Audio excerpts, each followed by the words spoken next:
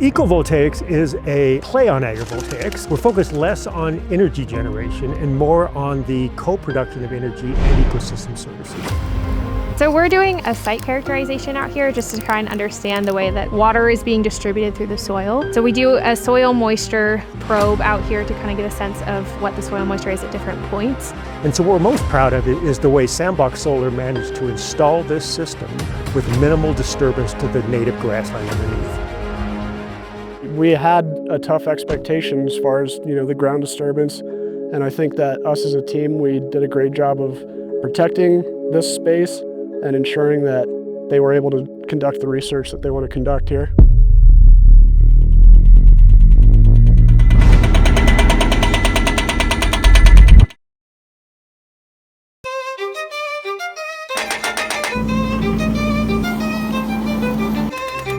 I'm proud of the fact that we did a pile driving system. It's the first time we've done it. I personally take a lot of pride in the brand, and so does my team. Safety also incredibly important to me.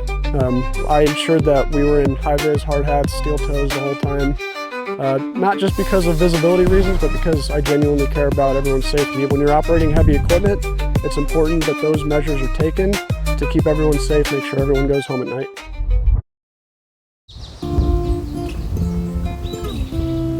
Our primary goal is first and foremost to understand the interaction between the introduction of shade, because that's what these solar panels provide, is shade for a grassland that normally sees nothing but wall-to-wall sunshine. So we want to understand how the presence of bands of shade in this grassland are going to affect the sustainability of the ecosystem, the vigor of the grasses, the production of forage, for example, that cattle might eat.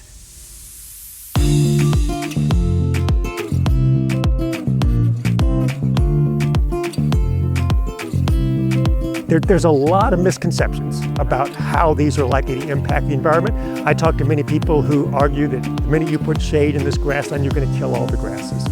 We aim to show that's not the case by having this here for multiple years. We think by having flourishing grassland underneath, and in some cases maybe even portions of the grassland benefiting from the solar array, we think we can change those minds and make the larger community more open to solar expansion.